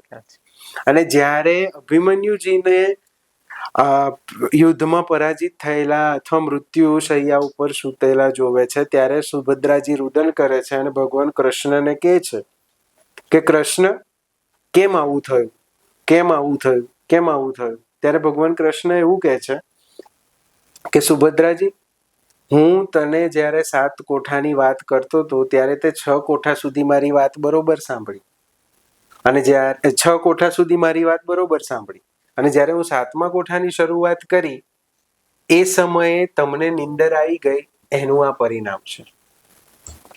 અર્થ મારો એ છે કે ગર્ભાવસ્થાના સમયમાં માતા દ્વારા જે પણ આહાર અને વિહારનું આચરણ કરવામાં આવે છે એની તમામે તમામ પ્રકારની સીધી ઇફેક્ટ બાળક ઉપર થાય છે. ઉદાહરણ તરીકે કે એ સમયે કોઈ માતા કોઈ ધાર્મિક ગ્રંથ અથવા ધાર્મિક પુસ્તક અથવા કોઈ સારું સાહિત્ય એ વાંચે છે, એ સાંભળે છે અથવા એ માહોલમાં રહે છે અને ત્યારે જે પ્રોજીની અથવા જે ન્યૂબોર્ન બેબી બહાર આવવાનું છે, આ દુનિયામાં આવવાનું છે, એ આગળ જતા એ જ પ્રકારના કાર્યોમાં પ્રવૃત્ત રહે છે. આ થયો ગર્ભ સંસ્કાર. ઘણા બધા મિત્રો આ પ્રકારની પ્રેક્ટિસ કરે છે. ગર્ભ સંસ્કાર કેન્દ્રો આપણે પણ જોયા છે. ત્યાં આગળ આ જ વસ્તુ શીખવાડવામાં આવે છે કે તમારો આહાર અને તમારું વિહાર અને એને અનુસરવાનું, તમારે અનુકરણ કરવાનું છે, એનું આચરણ કરવાનું છે. ફરી એક સાહિત્યની વાત કહું તો ઝવેરચંદ મેઘાણી શિવાજીનું હાલરડું લખે છે. લોક સાહિત્યની વાત છે. એ શિવાજીના હાલરડામાં બીજી પંક્તિ છે કે જ્યાં કદાચ લોક બોલી, આ લોક શબ્દો જે છે, લોક શબ્દો આપણને લોક શિક્ષણનું કામ કરે છે. એમાં આવે છે કે પેટમાં પોઢીને સાંભળેલી બાળે રામ લક્ષ્મણની વાત, માતાજીના મુખ જે દીથી ઉડી એની ઊંઘ તે દીથી, શિવાજીને નીંદરું નાવે, માતા જીજાબાઈ ઝુલાવે.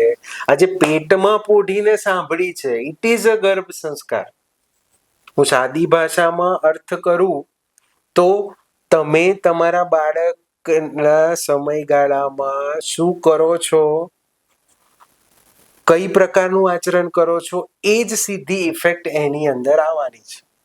અને અત્યારના સમય પ્રમાણે કહું તો મોબાઈલ અવોઇડ કરવો જોઈએ પ્રેગ્નન્સીના સમયે, કારણ કે એની અંદર કયા કન્ટેન્ટ આવે છે એ કદાચ તમારી મનસ્થિતિ ઉપર અસર કરે છે પણ એ બાળકની મનસ્થિતિ ઉપર પણ આગળ જતા અસર કરવાના છે. એના જે સંસ્કારો છે એનું કારણ પણ એ બનવાના છે. તો વાત આ છે, પેટમાં પોઢીને સાંભળેલી રામ લક્ષ્મણની વાત, કે મતલબ જીજાબાઈ રામાયણ સંભળાવે છે અથવા રામાયણના પાઠ કરે છે.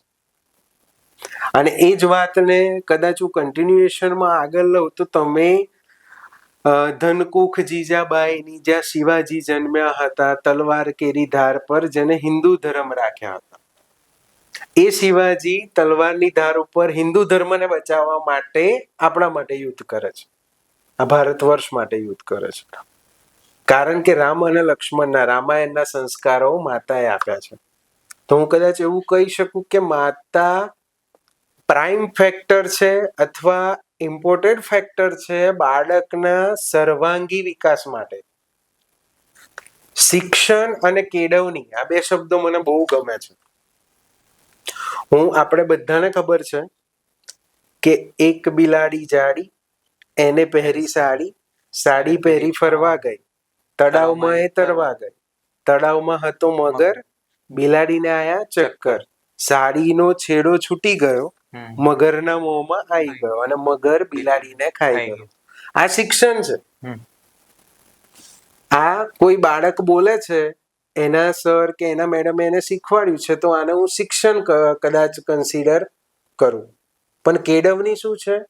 આને ફરી આપણે દોહરાઈએ છીએ. એક બિલાડી જાડી, એને પહેરી સાડી, સાડી પહેરી ફરવા ગઈ, તળાવમાં તળવા ગઈ, તળાવમાં હતો મગર, બિલાડીને આવ્યા ચક્કર, સાડીનો છેડો છૂટી ગયો અને મગરના મોંમાં આવી ગયો અને મગર બિલાડીને ખાઈ ગયો. અર્થ એ છે કે જ્યાં સુધી તમારી સાડીનો છેડો બાંધેલો છે ત્યાં સુધી માર્કેટમાં રખડતા એક પણ મગરની તમારી લજ્જા ઉપર હાથ નાખવાની હિંમત નથી. પણ જ્યારે સાડીનો છેડો છૂટે છે ત્યારે મગર તો માર્કેટમાં છે જ, એટલે એનાથી બચવાનું છે. 100%. આ કેળવણી છે. શિક્ષણ અને કેળવણી જ્યારે પેરેલલ ચાલે છે ત્યારે બાળક કદાચ બહુ આગળ અને સર્વાંગી વિકાસ સાથે આગળ વધતું હોય છે, એવી મારી વિચારધારા છે. સરસ. આપણે હવે હેલ્થ વિશે ચર્ચા કરીએ તો આજના માણસને બહુ બધા હેલ્થ ચેલેન્જીસ જોવા મળે છે, જેવા કે ડાયાબિટીસ છે, ઓબેસિટી છે, સ્ટ્રેસ છે, ડિપ્રેશન છે. તો આના વિશે થોડું જે રીતે આપણે વાત, પિત્ત અને કફની મેં તમને વાત કરી કે શરીરનું બંધારણ એના ઉપર રચાયેલું છે, તો એના અનુસાર જ શરીરની અંદર આહાર જવો જોઈએ કે જેના કારણે એ સમઅવસ્થામાં રહે. તમે એક્સપેક્ટેશન એવી રાખો કે તમે બર્ગર કે પિઝા ખાઓ અને તમારું શરીર ઓબેસિટી અથવા સ્થૌલ્ય તરફ ના જાય. હું એમાં બર્ગર કે પિઝાનો વિરોધી નથી, પણ એની ખાવાની એક લિમિટ હોય ને. તમે શું ખાવ છો એ મહત્વનું છે. આયુર્વેદ એવું કહે છે કે જેવું અન્ન તેવું મન. મીન્સ કે જ્યારે અન્ન તમે કાયાગ્નિને જઠરાગ્નિને અર્પણ કરો છો તો એ તમારા મન સુધી પહોંચવાનું છે. સેલ્યુલર લેવલ ઉપર જ્યારે નરિશમેન્ટ કે ન્યુટ્રિશનના ફોર્મમાં કોઈ તત્વ પહોંચે છે, આયુર્વેદ તો ત્યાં સુધી કહે છે કે જે ફૂડ બનાવે છે, જે ઘરમાં જમવાનું બને છે, ત્યાં આગળ જે બનાવવા વાળા વ્યક્તિની માનસિકતા કે જે વિચારધારા ચાલે છે એની અસર પણ એ ખોરાક ઉપર થતી હોય છે. અને જો તમે ખોરાક જ એવી રીતનો લો છો કે જે આ તમામ પ્રકારની તમે જે ડિસીઝ કયા છે એની પાછળનું રિસ્પોન્સિબલ ફેક્ટર છે. અને બીજી એક વસ્તુ કે તમે સ્વાદ માટે જમો છો કે સ્વાસ્થ્ય માટે જમો છો, આ બે મહત્વનું છે. જો તમે સ્વાદ માટે જ જમતા હોય, શરીરને જમવાની જરૂરિયાત ના હોય, આપણને અંદર જઠરાગ્નિ પ્રદીપ ના થયો હોય, તો આપણે એ કહીએ છીએ કે એને ફૂડ ના આપવું જોઈએ. નહીં તો આયુર્વેદ એમ કે છે કે અગ્નિ પ્રદીપ ના થયો હોય ને તમે એને આહાર આપો છો તો એ આમની ઉત્પત્તિ કરે છે. અને આયુર્વેદ અનુસાર વ્યાધિનું કારણ આમ છે, અગ્નિમાંદ્ય છે. આપણે જોઈએ છીએ કે આપણે ઘરમાં જ્યારે હોમ હવન કે યજ્ઞ પ્રજ્વલિત કરીએ છીએ ત્યારે યજ્ઞદેવને આહુતિ આપીએ છીએ. એક એક ચમચી ઘી તમે યજ્ઞની અંદર આપો તો યજ્ઞ પ્રજ્વલિત રહેશે. પણ જ્યારે આખું બાઉલ ભરેલું ઘી છે એને તમે અગ્નિ ઉપર મૂકી દો છો અથવા નાખી દો છો ત્યારે એ ઘી જે અગ્નિના બુઝાવાનું કારણ બનતું હોય છે. એક યજ્ઞ આપણી અંદર પણ ચાલે છે. અને કદાચ અમારા એક સર હતા, એ અમને એવું કહેતા હતા કે જ્યારે આપણે 5 આંગળીથી કોઈ કોળિયો લઈએ છીએ ત્યારે એની અંદર 5 મહાભૂતનો સ્પર્શ આવે છે અને પંચ મહાભૂતથી તમે આહુતિ આપી રહ્યા છો. આપણે આહુતિ પણ આ રીતે જ આપીએ છીએ, ત્યાં પણ આંગળીઓનો સ્પર્શ છે. તો ડેફિનેટલી એ જે મારું એવું માનવું છે કે મેં હમણાં એક આર્ટિકલ લખ્યો એના ઉપર પણ મેં વધારે ભાર આપ્યો છે કે તમારું ડાયટ અને તમારી અગ્નિ ડાયજેસ્ટિવ કેપેસિટી કેટલી છે એના ઉપરથી તમારી હેલ્થ અને ડિસીઝ આવતા હોય છે અથવા તો સુધરતા હોય છે. બરાબર. બીજું એ કે આપણી જે મગજ છે અને આપણી જો શરીર છે, તો એના માટે ધ્યાન અને યોગની ભૂમિકા શું? હવે ધ્યાન અને યોગની વાત કરી છે, તો કદાચ ફોરેન કલ્ચરની અંદર અને અત્યારના સમયમાં ધ્યાન અને યોગ એટલા માટે વધ્યા છે કે આપણે અકારણ કોઈ વસ્તુઓ પ્રત્યે વધારે પડતી એક્સપેક્ટેશનો રાખી છે, અપેક્ષાઓ રાખી છે. બાજુવાળાએ કોઈ પ્રકારની કાર લીધી, અથવા તો બાજુવાળાને કોઈ પ્રકારની કોઈ જગ્યાએ જતો હતો અને એની ગાડીને એક્સિડન્ટ થયો, તો એનું ટેન્શન આપણે 24 કલાક લઈને ફરશું. આ મેઇન કારણ છે. આ સ્ટ્રેસનું કારણ કદાચ હું ગણી શકું. તમને કામનો સ્ટ્રેસ હોય, પણ કામનો સ્ટ્રેસ તમને કદાચ બીમાર ના પાડે. કામનો સ્ટ્રેસ બધા લઈને બેઠા હોય, હું લઈને બેઠો હોય, તમે પણ લઈને બેઠા હોય. એ નેસેસરી છે. અને જો એટલો સ્ટ્રેસ તમારું બોડી હેન્ડલ ના કરી શકે, તો પછી એની કોઈ જરૂર નથી. કારણ વગરનો માણસને સ્ટ્રેસ એટલા માટે આવે છે કે કારણ વગરની પ્રવૃત્તિઓમાં ઇન્વોલ્વ થાય છે. પહેલી વસ્તુ તો આ છે. આપણને બીજાના સુખે તમે સુખી થાવ ને, તમે બીજાના સુખે દુઃખી શું કામ થાવ છો? એટલે મેઇન કદાચ સ્ટ્રેસની પાછળનું મને કારણ મારા દ્રષ્ટિકોણથી મને લાગતું હોય, જો મારે આ પ્રશ્નનો જવાબ આપવો હોય, તો મને એવું લાગે છે કે ઈર્ષા અને અદેખાય. ધ્રુવીલભાઈનું શર્ટ હું તો કહું સારામાં સારી બ્રાન્ડનું હોય, તો મને મારા શર્ટની વેલ્યુ હોવી જોઈએ. ધ્રુવીલભાઈનું છે તો આપણા મિત્ર છે, બ્રાન્ડેડ કપડાં પહેરે છે. તમે એ વસ્તુને પ્રાઉડ પોઈન્ટ ઓફ વ્યૂ થી લો ને. 100% વાત તમારી જોડે આઈફોન હોય અને હું સાદો ઓપ્પોનો ફોન વાપરું છું, તો એમાં મારે તમારી જોડેથી ઈર્ષા કરવાની કોઈ જરૂર જ નથી. તમને જે વ્યક્તિના ફોન આવવાના છે, એમને તમારા ફોન આવવાના જ છે, ને જે મને આવવાના છે, મને આવવાના છે. મારે તમારા આઈફોન થી ઈર્ષા કરવી ના જોઈએ. અને તમારે મારો ઓપ્પો ફોન જોઈને તમારે એવું ના ગણવું જોઈએ કે આ ડોક્ટર છે, વાતો મોટી કરે છે, ને એમની તો કોઈ બ્રાન્ડેડ વસ્તુઓમાં રુચિ જ નથી. અથવા તો એમની ખરીદવાની કોઈ બીજો વ્યક્તિ હોય તો એવું કહી દે કે આની તો કેપેસિટી નથી, આ તો લેવલનો નથી. ત્યાંથી સ્ટ્રેસની શરૂઆત થાય છે.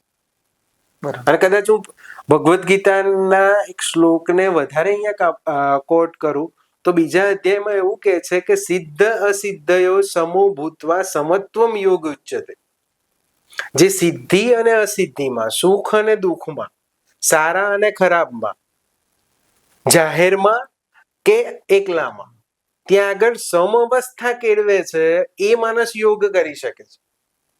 અને પાતંજલિ અષ્ટાંગ યોગ પ્રમાણે જઈએ તો યોગ તો એક અવસ્થા છે, જેને પહેલા યમ, નિયમ, ધારણા, ધ્યાન, ઘણા બધા સ્ટેજ પરથી જવાનું છે. ધ્યાન અને યોગ તમે શાંતિથી બેસી જાઓ અને એક ચિત્ત, એ તૈયારીમાં પોસિબલ નથી, અભ્યાસથી આવે. આ એક સંસ્કાર છે કે જે અભ્યાસથી આવતા હોય છે. તમે તમારી નોર્મલ રૂટીન લાઈફને સારી એવી કરો તો તમારે કોઈ પણ પ્રકારના, અને મેં જે કહ્યું કે તમે આ પ્રકારની સ્ટ્રેસ આવે છે, એ માનસિક કારણ છે. અને માનસિક કારણ અત્યારના સમય પ્રમાણે કહું તો ઈર્ષા અને દેખાયના કારણે જ આવે છે. એ તમે પણ અનુભવ્યું છે અને કદાચ દર્શક મિત્રો પણ અનુભવતા હશે. તમારી વાત સાચી છે. આપણે સંસ્કાર પર વાત કરીએ તો આપણા જે પરિવારમાંથી આપણને જે સંસ્કાર મળે છે, તે આપણા આરોગ્ય ને કેવી રીતે ઘડે?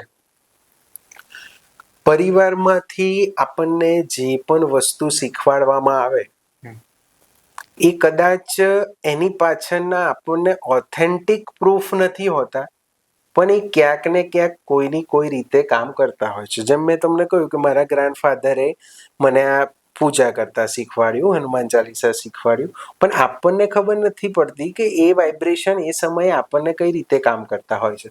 ઉદાહરણ તરીકે કે હું સવારે ઉઠી અને ભગવાનની પૂજા કરું છું, હું મારા હાથમાં ચંદન લઉં છું, ચંદનને ગુલાબજળમાં પલાળી અને પછી હું એનું મસ્તક ઉપર તિલક કરું છું.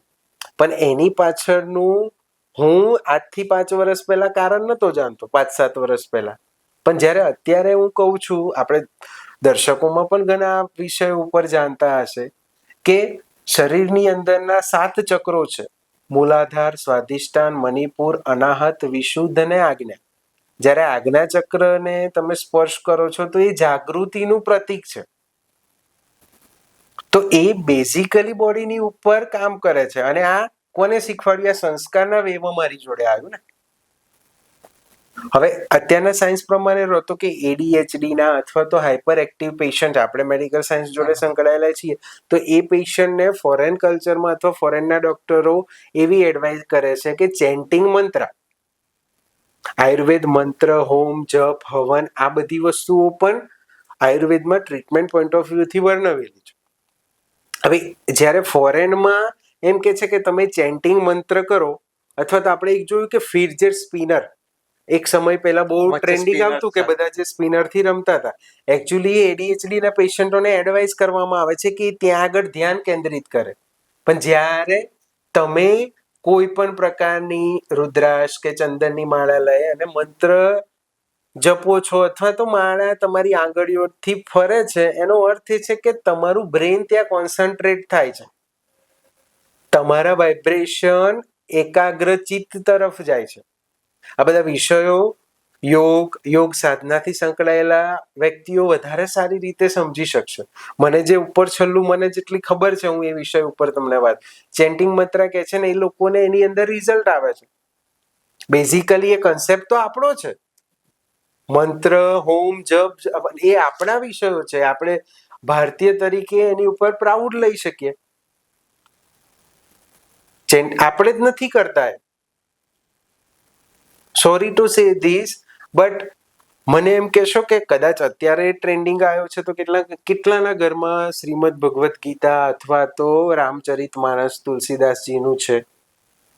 બહુ ઓછા હશે હમણાં તો. અને જે સ્ટ્રેસ મેનેજમેન્ટની આપણે વાત કરતા હતા, જો તમારા ઘરમાં રામાયણ હોય અને તમે કદાચ એના અભ્યાસુ હોય, તો તુલસીદાસજી એમાં લખે છે કે માણસનો જ્યારે ખરાબ સમય આવે ત્યારે એને 7 વસ્તુઓને, એને 7 પરિબળોને એના મિત્રો બનાવીને રાખવા જોઈએ. તુલસીદાસજી એક ચોપાઈમાં કહી દે છે. કદાચ હું આ દર્શક મિત્રોને પણ કહી શકું કે તુલસી અસમય કે સખા. તુલસીદાસજી એવું કહે છે કે તમારો ખરાબ સમય ચાલતો હોય ત્યારે તમારે આ 7 વસ્તુઓને જાળવીને રાખવી જોઈએ તમારી જોડે. એ તમને ખરાબમાંથી સારી જગ્યાએ લઈ જશે.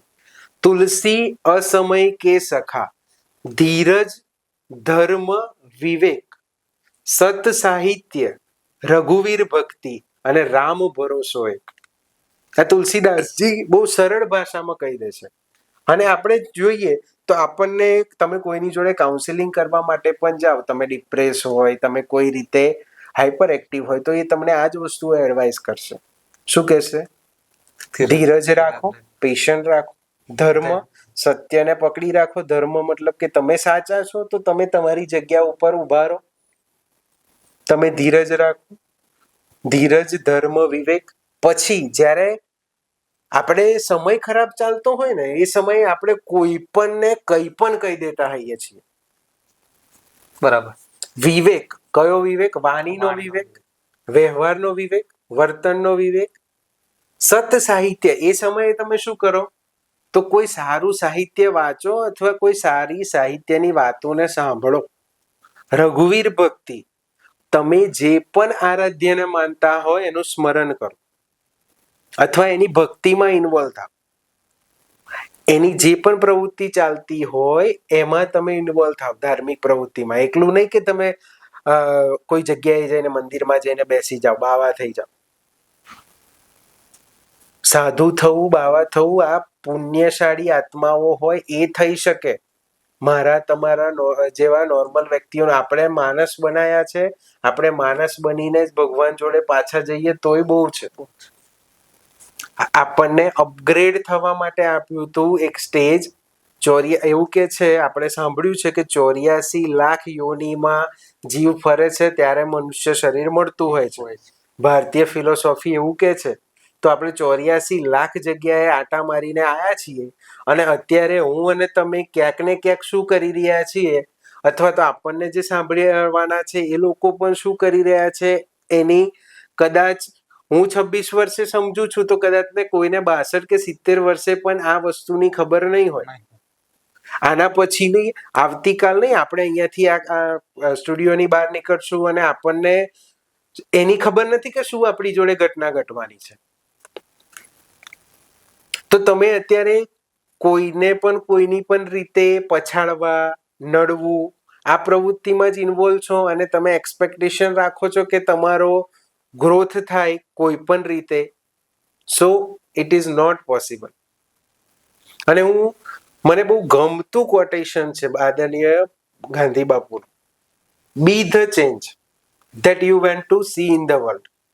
તમે પરિવર્તન ઈચ્છો છો તો શરૂઆત પોતાનાથી કરો અને ડેફિનેટલી પરિવર્તન આવશે. હું એવું નક્કી કરું કે હું ધ્રુવિલ જોડે કે તમારી ટીમના જેટલા પણ સદસ્યો જોડે સારી રીતે વ્યવહાર કરવાનું રાખું છું, તો ડેફિનેટલી તમે લોકો મારી જોડે સારી રીતે જ વ્યવહાર કરશો. વાત સાચી. હું તમને, મારો એક નિયમ છે કે હું કોઈને ગાળ ના બોલું ને તો મને કોઈની ગાળ પડવાની જ નથી. વસ્તુ ક્યાંક ને ક્યાંકથી આપણી જોડે ફરીને જ આપણી પાસે અથડાઈને પાછી આવતી હોય છે. આ ફૂટબોલના બોલ જેવું છે. જેટલા પણ ખેલાડીઓ છે ને બધા, આપણે કિક મારી છે, આપણે સર્વિસ કરી છે, તો એ 11 કે 12 જેટલા પણ ખેલાડી હશે ને બધાની જોડે લાત ખાઈને આવશે તો આપણી જોડે જ. એકવાર તો આવશે. આપણી વાણી, આપણું વર્તન અને આપણો વ્યવહાર આપણે જેવો કર્યો હશે એવો ને એવો ક્યાંક ને ક્યાંક અથડાઈને આજે નહીં તો કાલે, કાલે નહીં તો પરમ દિવસ ડેફિનેટલી આવવાનો છે જ. બીજું એ કે સારા સંસ્કાર જે મળે, જેવા કે નિયમિતતા છે, સમયસર ભોજન લેવું, વડીલોને માન આપવું, તો આનાથી આપણા આરોગ્યમાં કોઈ ફરક પડે કે કેટલા જરૂરી હતા? ડેફિનેટલી ફરક પડે. તમે તમારો આયુર્વેદ પ્રમાણે હું કદાચ તમને દિનચર્યા કહું તો આયુર્વેદની દિનચર્યાની શરૂઆત એમ થાય છે કે બ્રહ્મ મુહૂર્તમાં ઉઠવું જોઈએ. હવે બ્રહ્મ મુહૂર્તના સમયગાળાને તમારી જોડે ડિસ્કસ કરું તો સૂર્યોદય થાય એના પહેલાના 96 મિનિટનો સમયગાળો અમને જે રીતે બનાવવામાં આવ્યું છે એ પ્રમાણે કહું, અથવા તો સૂર્યોદય પહેલાની જે પણ મિનિટો છે, આપણે 50 મિનિટ ગણીએ તો એ બધું બ્રહ્મ મુહૂર્ત છે. બ્રહ્મ મુહૂર્તમાં જાગી અને સૌથી પહેલા આયુર્વેદ અનુસાર તમારે પાણી પીવું જોઈએ. હવે એમાં પણ માણસની જે પ્રકારની પ્રકૃતિ છે એ પ્રમાણે એને પાણી પીવું જોઈએ. ઉષ્ણ જલપાન કહ્યું છે, પણ ઉષ્ણ જલપાન એટલે કેટલું કે આપણે નાહવા માટે વાપરીએ છીએ એટલું ગરમ પાણી નહીં, તમારી સ્કિન બર્ન થઈ જાય એટલા માટે નહીં, નાહવા માટે વાપરીએ છીએ એનાથી થોડું ઓછું. પછી વ્યાયામ કરવો જોઈએ. વ્યાયામ શું કામ કરવું જોઈએ? તો એ તમારી જે મેં તમને 13 પ્રકારની આગળના ક્વેશ્ચનમાં અગ્નિ ગણાય, એ અગ્નિને પ્રદીપ્ત રાખે છે. એના પછી આપણે જે નિત્ય કર્મ કરતા હોય એ બધા પૂરા કરવા જોઈએ. એના પછીનો સમયગાળો છે કે ત્યાં આગળ અભ્યંગ આવે છે. અભ્યંગ મીન્સ કે બોડીને ઓઇલથી મસાજ કરવું. પણ એની અંદર આપણને એવું રૂટીન ટાઈમ નથી કે તમે બોડીને રેગ્યુલરલી અભ્યંગ કરી શકો, મસાજ કરી શકો. તો 3 જગ્યાએ નિત્ય અભ્યંગ કરવાનું કહ્યું છે આચાર્ય વાઘભટ્ટે: શિર, શ્રવણ અને પાક. શિર, શ્રવણ અને પાક જે રેગ્યુલર યુઝ થવાના છે. આપણને બધાને ખબર છે કે ની જોઈન્ટ એ હાઈએસ્ટ વેઇટ બેરિંગ જોઈન્ટ છે. આખા બોડીનું વજન એને ઉઠાવવાનું છે, એને ચાલવાનું છે. તો ત્યાં આગળ આયુર્વેદિક ડોક્ટરની એડવાઇસ લઈને એ પ્રિસ્ક્રાઇબ કરે એ ઓઇલથી તમે મસાજ કરી શકો. સામાન્ય આયુર્વેદ અનુસાર તમે સ્વસ્થ હોય તો તમે તેલથી પણ મસાજ કરી શકો, જે તલનું તેલ આવે છે એનાથી. શ્રવણ એટલા માટે આચાર્ય વાઘભટ્ટે એ સમયે કહી દીધું હતું કે શ્રવણ એટલે કાનમાં રેગ્યુલર અભ્યંગ કરવું જોઈએ. કદાચ આચાર્ય ને એ સમયે ખબર હશે કે 2025ની સાલ કે 2020ની સાલ પછી રેગ્યુલર નેક બેન્ડ અને ઇયરપોડ્સ એક જનરેશન એવી આવશે કે જે 23 કલાક સુધી અંદર નાખેલું રાખશે અને સતત આપણને ખબર છે કાનની અંદર જે થિમ્પેનિક મેમ્બ્રેન છે ત્યાં આગળ વાઇબ્રેશન ઝીલવામાં આવે છે વોઇસના. તમે 3-4 કલાક આપણનો અનુભવ છે, કદાચ 3-4 કલાક કોઈ કારણસર તમારે ઇયરપોડ્સ કે બેન્ડ પહેરીને બેસવું પડે તો કાનની હાલત શું થાય છે? દુખવા લાગે. આપણને એક્સપિરિયન્સ થાય છે કે આપણને આજુબાજુનો અવાજ કંઈક અલગ લાગે છે અથવા સંભળાતો નથી ને પેઇન તો થાય જ છે. શિર, શ્રવણ અને પાક અને મસ્તક ઉપર અભ્યંગ કરવું જોઈએ. આ પૂરું થાય તેના પછી તમે સત્વ ગુણને પ્રદાન કરે એવો આહાર લેવો જોઈએ. અત્યારના સમય પ્રમાણે કહીએ તો જંક ફૂડ મંથલી 1 કે 2 વાર તમારી બોડી અને તમારી ફિઝિકલ એક્ટિવિટી અને તમારી હેલ્થને ડિસ્ટર્બ ના કરે એ પ્રમાણે લઈ શકો. પછી કદાચ તમે કોઈ ડિઝીઝથી સફર થાવ છો તો તમારે એ પ્રમાણેનું ડાયટ નક્કી કરવું જોઈએ. તમે કોઈ લાઇફસ્ટાઇલ ડિસઓર્ડરથી સફર થાવ છો તો એના પ્રમાણેનું તમારે ડાયટ નક્કી કરવું જોઈએ. એ આખા વિષયો અલગ છે. મેં આગળ જેમ કહ્યું કે એ વિષય ઉપર ચર્ચા કરીએ તો આખો આપણે પોડકાસ્ટ એમાં પૂરો થાય. અને જો આ વસ્તુઓને તમે અનુસરો છો પછી સુવાનો સમય. હવે આપણને ખબર છે કે બોડીની અંદર આપણે જેમાં વોચ પહેરીને ફરીએ છીએ એમ બોડીની પણ એક વોચ છે. બાયોલોજીકલ એને પણ તરસનું આપણને રિમાઇન્ડર આપે છે. જે રીતે આ સ્માર્ટ વોચ આપે છે એ રીતના એ આપણને ઊંઘનું પણ રિમાઇન્ડર આપે છે. એ આપણને એ પણ કહે છે કે તમે ઘણા સમયથી એક જ પોસ્ચરમાં ઊંઘો છો, તમે પોસ્ચર ચેન્જ કરો. તમે એક જ પોસ્ચરમાં બેઠા છો તો એ પોસ્ચર ચેન્જ કરીને તમે જગ્યા છોડી અને ઊભા થાવ.